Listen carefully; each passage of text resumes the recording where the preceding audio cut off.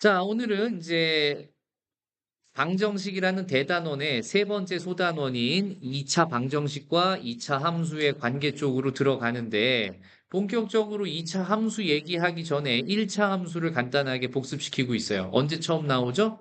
1차 함수, 중학교 2학년 1학기 때. 그죠? 그래서 그 녀석의 형태가 y는 ax 플러스 b꼴로 형태가 주어져 있고, 요때 a를 우리는 뭐라고 얘기하죠? 기울기라고 하고 b를 뭐라고 해석하죠? 보자마자 y 절편이다 이렇게 해석하죠. 그리고 이 녀석은 1차 함수이기도 하지만 그 형태가 직선이라서 예, 직선의 어떤 그 구조적인 성질을 알아야 되는데 첫 번째 A라고 하는 녀석이 기울기인데 그러면 기울기의 정확한 정의부터 복습을 해봅시다. 우리 정민이가 기울기의 정의를 얘기해 줄 수 있을 것 같아요. 왠지 그런 느낌이 드네요. 정의가 뭐죠?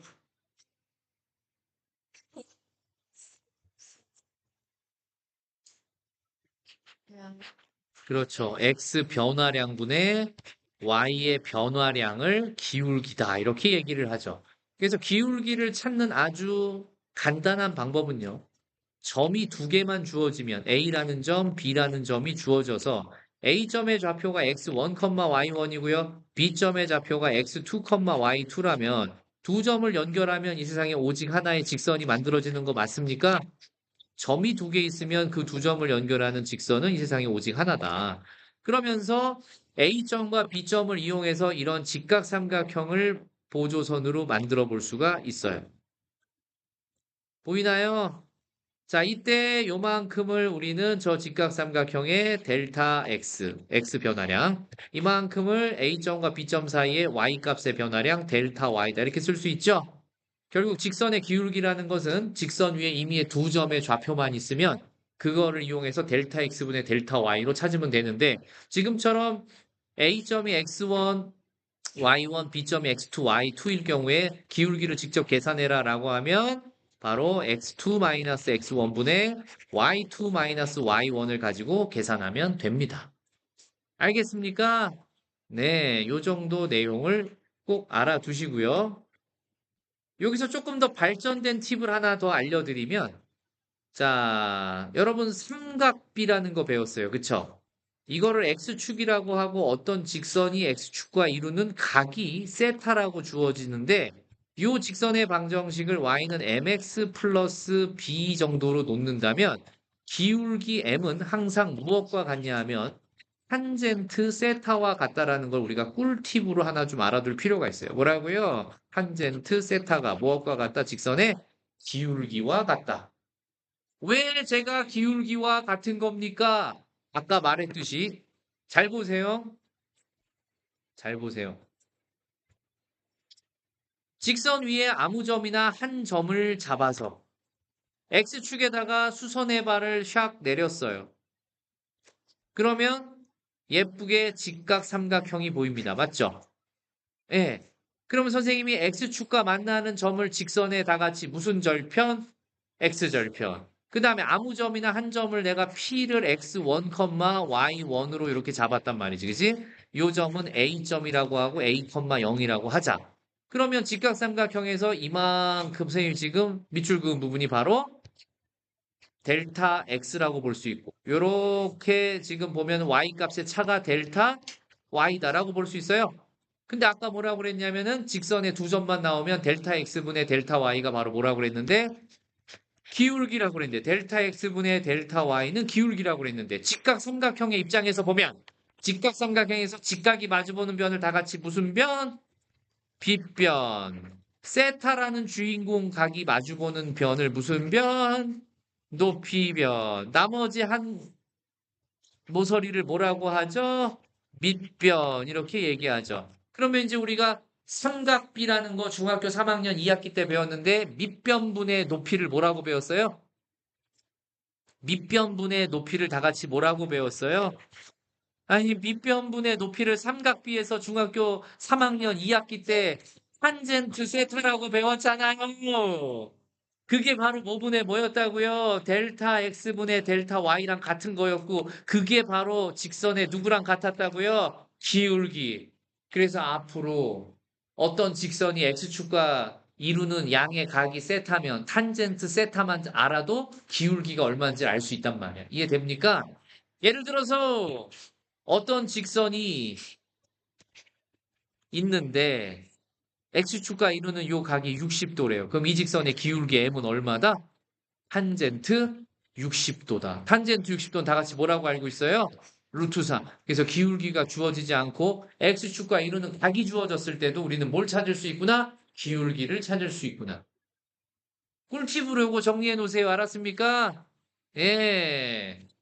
그러면서 이 직선이라고 하는 1차 함수는 a가 양수면 오른쪽 위로 뭐 하고 있고요? 증가하게 되고요. a가 음수면요. 왼쪽 오른쪽 아래로 감소하는 감소함수가 된다는 거 알고 있죠?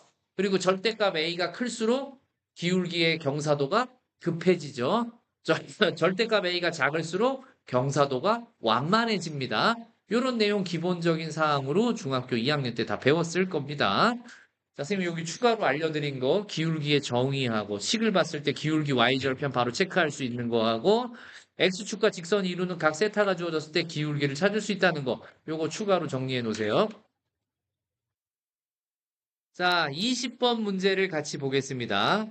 주어진 1차 함수 y는 1 플러스 m의 x 더하기 4m 더하기 1이라는 녀석인데 이거 딱 보자마자 여러분 기울기가 뭐예요 얘는? 1 플러스 m 전체가 기울기죠? y절편은 뭐예요? 4m 더하기 1 전체가 y절편이죠? 그런데 이 녀석이 마이너스 3에서 2까지라는 범위에서 항상 뭐가 돼야 된대요? 양수가 돼야 된답니다. 그러면 상황이 두 가지 상황일 텐데 1번 우리가 x 앞에 개수를 기울기라고 그랬으니까 지금 1 플러스 m이라는 기울기가 1차 함수라고 그랬으니까 0이 되면 안 돼요. 그쵸? 문제에서 빨간색으로 동그라미 쳐놓을까요? 1차 함수에다가 빨간색으로 동그라미. 그렇기 때문에 기울기가 0이면 1차 함수가 아니에요. x라는 항 자체가 없어지니까. 그럼 1 플러스 m은 양수 아니면 1 플러스 m은 음수 둘 중에 하나겠다. 그죠? 그래서 아직 결정되지 않았으니까 고등학교 수학이 어려운 이유 결정되지 않은 그 조건이 나오면 두 가지를 다 해봐야 되기 때문에 어렵습니다. 먼저 첫 번째 1 플러스 m이 양수다라고 놔봅시다. 이거일 때. 그 얘기는 다른 말로 해석하면 기울기가 양수인 1차 함수일 때라는 얘기죠. 그럼 기울기가 양수인 1차 함수를 선생님이 x축에 대해서 기울기가 양수인 1차 함수를 그려주면 무조건 오른쪽 위로 증가하는 이런 함수가 나와요. 근데 이 녀석을 마이너스 3에서부터 2까지 잘랐을 때 그 녀석의 y 값이 항상 뭐가 돼야 되면 양수가 돼야 되는 거죠. 마이너스 3보다 크기만 하면 양수가 돼야 돼요. 2보다 작아도 양수가 돼. 그 얘기는 뭐냐면 제일 작은 범위인 마이너스 3일 땐 0이 돼도 상관이 없다는 얘기죠. 맞아요? 자, 그렇다면 우리는 이렇게 볼 수 있겠네. 마이너스 3에서부터 0까지 해서 전부 양수니까 마이너스 3을 집어넣었을 때도 양수, 2를 집어넣었을 때도 뭐가 돼야 되는데 양수가 돼야 되는데 심지어 딱 마이너스 3을 지나는 순간에는 어때도 된다? 0이어도 된다. 여기에서는 0이 되는 이런 직선이어도 상관이 없다는 얘기죠. 어차피 마이너스 3보다 크면 양수가 되는 거니까. 이해돼요? 마이너스 3에서는 생각할 필요가 없고 마이너스 3보다 커야지만 양수가 된다라고 그랬기 때문에 마이너스 3에서는 함수값이 0이어도 상관이 없는 거죠. 자, 그럼 우리는 무슨 얘기 할 수 있냐면은 오른쪽에 있는 1 플러스 m의 x 더하기 4m 플러스 1을 fx라고 뒀을 때 경계값 마이너스 3에서의 함수값 f 마이너스 3이라고 하는 녀석이 0보다 같거나 크기만 하면 되겠다. 따라왔어요? 그러면 오른쪽 2는 생각할 필요도 없는 거죠? 마이너스 3에서 0보다 같거나 큰데 증가 함수니까 무조건 2에선 양수겠죠? 이해했어요? 자, 그럼 f에다가 마이너스 3 집어넣으면 m에 관한 부등식이 생길 텐데 마이너스 3 집어넣고 전개해보자. 시작. 마이너스 3m 마이너스 3 더하기 4m 더하기 1이 0보다 같거나 크다라는 식이 나오죠. 자, 그럼 마이너스 3m하고 4m하고 더하니까 뭐가 되고요?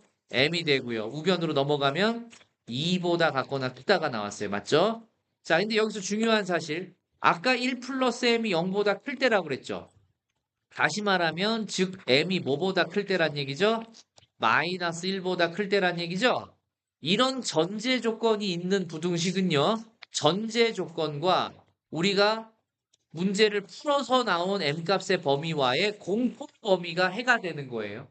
마이너스 1보다 큰 거하고 2보다 같거나 큰 거의 공통 범위는 뭐예요? 2보다 같거나 큰 거죠. 이해했어요? 수직선이 이렇게 m축이라는 애가 있는데 마이너스 1보다 큰 거하고 2보다 같거나 큰 거의 공통 범위는 2보다 같거나 큰 쪽이죠. 따라서 첫 번째 땡땡이 1번에서 얻은 m값의 범위는 m이 뭐보다 같거나 커야 된다? 2보다 같거나 커야 된다라는 애가 첫 번째 해라고 나와서 이걸 기억이라고 할게요. 요번에 1 플러스 m이 뭐일 수도 있었어요? 0보다 작을 수도 있었어요. 맞죠? 그 얘기는 무슨 함수가 돼야 된다? 기울기가 0보다 작으니까 증가함수다, 감소함수다? 감소함수가 돼야 된다. 그쵸? 근데 어디서 어디까지 잘라라? 마이너스 3에서부터 플러스 2까지 잘라라. 잘랐는데 그 녀석이 0보다 어때야 된대? 커야 된대. 항상 양수가 돼야 된대. 무슨 말인지 알겠죠? 그러면 요번에는 오른쪽 경계였던 2에서만 이 함수를 집어넣어서 함수값이 F2만 뭐보다 같거나 크다는 걸 보여주면 돼. 0보다 같거나 크다는 걸 보여주면 되죠. 왜냐하면 실제로 2는 들어가야 돼, 안 들어가야 돼? 아? 안 들어가요. 문제에서 안 들어가. 2보다 작은 쪽이라고 그랬으니까. 그러면 2였을 때는 이 그래프가 0을 지나도 된다고요, 이렇게. X축하고 2였을 때는 만나도 된다고. 왜? 2에서 X축과 만나더라도 2보다 작은 쪽에선 양수니까. 맞아요? 우린 2보다 작은 쪽을 생각하는 거니까. 요 말이 무슨 말인지 이해를 잘해야 돼. 등호가 있고 없고를 판단하는 게 부등식에서 너무 중요한 판단이야. 자, 그러면 F에다가 2를 집어넣고 M에 대한 식을 세우면 불러봐.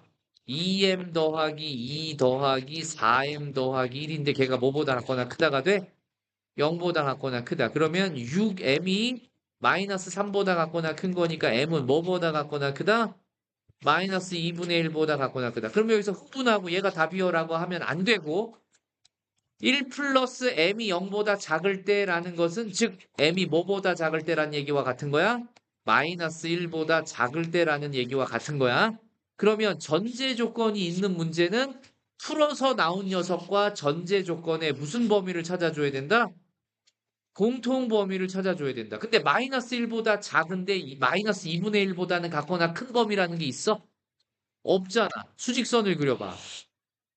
이게 M축인데 마이너스 1보다는 작아야 되는데 마이너스 2분의 1보다는 같거나 큰 거는 이쪽이란 말이야. 그러면은 동시에 만족하는 부분이 생겨 안 생겨?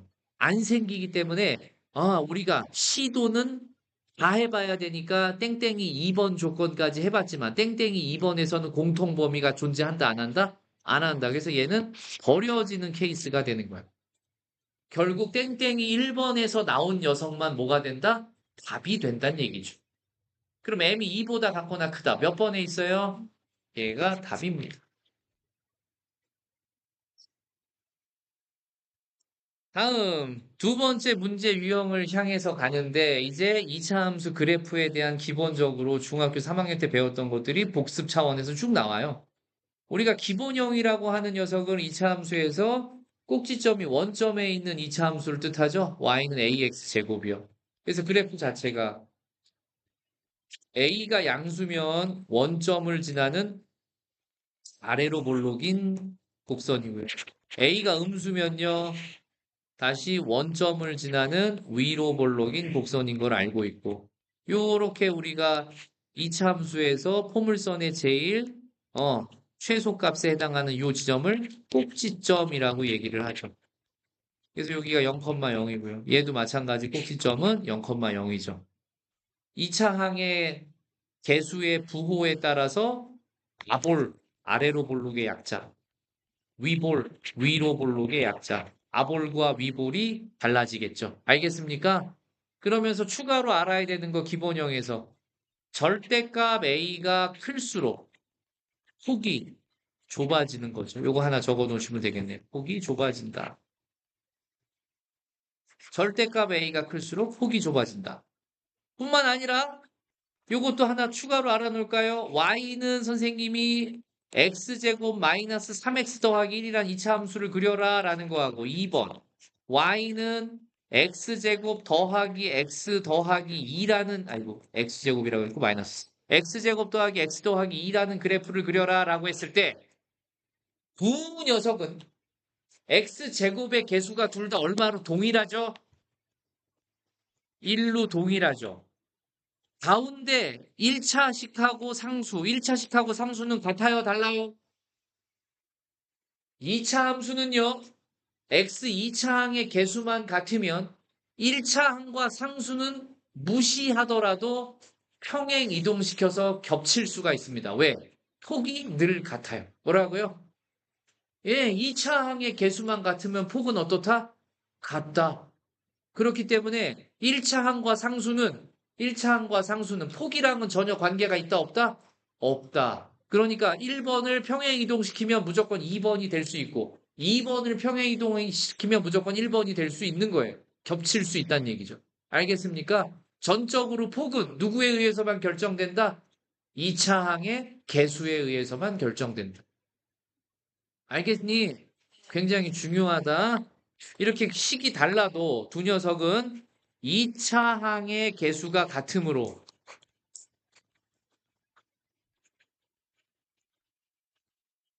폭이 같기 때문에 평행 이동시키면 뭐 할 수 있다? 일치하게 할 수 있다. 아주 중요한 얘기다. 2차 함수는 무조건 폭이 2차항의 개수에 의해서만 결정되기 때문에 1차식하고 상수항이 다르더라도 폭이 같아지니까 평행 이동하면 무조건 일치하게 만들 수 있다는 얘기. 알겠죠? 네. 예. 그러면 그렇게 기본형이라고 배웠던 녀석을 평행 이동시키면 무슨 형이 된대요? 표준형. 자, 우리가 기본형이었던 애가 y는 ax 제곱인데 걔를 선생님이 x축으로 p만큼, y축으로 q만큼 평행 이동시켜라 라고 하면 중학교 때 어떻게 배웠어요? y는 a에 x-p 제곱 더하기 q가 된다. 이렇게 배웠어요? 예. 그렇게 평행 이동해서 꼭지점의 위치가 원점에 있던 게 몇 컴마 몇으로 바뀐 거죠? p, q로 바뀐 거죠. 그 다음에 2차 함수는 항상 접을 수 있는 축, 다시 말하면 대칭축이라는 걸 가지고 있죠. 대칭축의 좌표는 기본형에서는 x 이퀄 0이었지만 그게 표준형으로 넘어가면 x축을 얼마만큼 평행 이동했기 때문에 p만큼 평행 이동했기 때문에 대칭축 방정식도 뭘로 바뀐다? x 이퀄 p로 바뀌어서 꼭지점의 x좌표를 우리는 대칭축 방정식이라고 얘기한다라는 거 알아두시면 됩니다. 알겠습니까? 또 하나, 그렇게 평행 이동된 녀석을 다 전개해 봤어요. 자, 아까는 평행 이동시켰고, 평행 이동시킨 녀석을 그대로 예쁘게 전개해서 내림차순으로 썼더니, 그 꼴의 모양이 어떤 모양이 나오냐면, ax 제곱 더하기 bx 더하기 c 꼴로 바뀌죠. 다 전개했더니 2차식의 내림차순으로 정리할 수 있죠? 이런 걸 우리는 특별히 2차 함수의 일반형이라고 얘기를 합니다. 뭐라고요? 네, 용어가 중요한 건 아니고 자 이렇게 완전 제곱식꼴로 정리된 걸 무슨 형이라고 하고? 표준형. 아무것도 평행 이동하지 않고 제일 기본적인 그래프 그린 걸 기본형 이렇게 얘기한다고요. 알았어요? 그래서 기본형이 평행 이동에 의해서 표준형이 됐다가 전개에 의해서 뭐가 되는구나? 일반형이 되는구나. 그럼 거꾸로 일반형을 가지고 2차 함수 그래프를 그려라라고 하면 반드시 뭘 찾아야 되기 때문에 꼭지점의 위치를 찾아야 되기 때문에 다시 무슨 형으로 바꿔줘야 돼? 일반형이 나오더라도 그래프 그릴 때는 무슨 형으로 바꿔라? 표준형으로 바꿔서 꼭지점을 찾아라. 표준형으로 변환. 우리가 일반형을 표준형으로 변환하는 건 중학교 3학년 때 완전 제곱식으로 바꿔서 만든다는 거 다 해봤죠? 예, 그 정도 선생님 설명 안 해줘도 되죠? 자, 그래서 나오는 게 뭐냐면, 여기 밑에 보면, 자, AX제곱 더하기 BX 더하기 C라는 녀석을 완전 제곱식 걸로 가져가 보니까, 얘가 한번 볼까요? 변형했더니 A로 묶었을 때 X제곱 더하기 A분의 BX 더하기 얼마가 더해져야 되죠? 완전 제곱식 되려면 4A제곱분의 B제곱 마이너스 4A제곱분의 B제곱 더하기 C는 밖에. 그럼 밑줄 긋고 있는 세 녀석이 A로 묶이면 X 더하기 2A분의 B의 제곱이 되고 밖으로 빠져나오면 마이너스 4A분의 뭐가 돼요? B제곱 더하기 C로 이렇게 빠져나오죠. 맞습니까? 이때 보니까 꼭지점의 X좌표가 얼마예요? 일반형을 표준형으로 바꿔놓고 여기서 꼭지점의 X좌표를 읽어보자고요. 뭐라고 읽어요? X 이퀄 마이너스 2A분의 B라고 읽잖아요. 꼭지점의 X좌표. 그걸 뭐라고 한다고요? 다른 말로 대칭축 방정식. 뭐라고요? 그래서 고등학교 수학에서 2차 함수를 가지고 놀 때 완전 제곱식으로 매번 고치는 게 시간 낭비라서 대칭축 방정식만 빠르게 찾아버리면 꼭지점의 x좌표까지 쉽게 구할 수 있다는 걸 알아야 돼. 그렇기 때문에 대칭축의 x좌표는 반드시 외워야 될 대상이다. 자, ax 제곱 더하기 bx 더하기 c에서 대칭축의 방정식은 항상 뭐라고요? x는 마이너스 2a분의 b다. 박스 쳐놓고 이거를 암기하고 있어야 되겠다. 그걸 유도해 봤어요. 왜 그런지. 그래서 여기 x는 마이너스 2a분의 b라고 되어 있죠. 거기 x축 방정식, 축 방정식에 별표 쳐놓으시고요. 선생님은 그거를 유도시켜서 이끌어내 봤다. 꼭지점의 좌표도 선생님 저렇게 무식하게 막 복잡하게 나오는데 외워야 되네요? 아니요. 외우는 거 아니에요. 저거는. 꼭지점의 좌표는 외우지 마세요. 누구 하나만 외우면 된다고요? 축방정식만 외우라고요. 축방정식. 이해했죠? 예, 그러면 알아야 될 거 기본형, 표준형, 일반형에서 다 알아봤어요.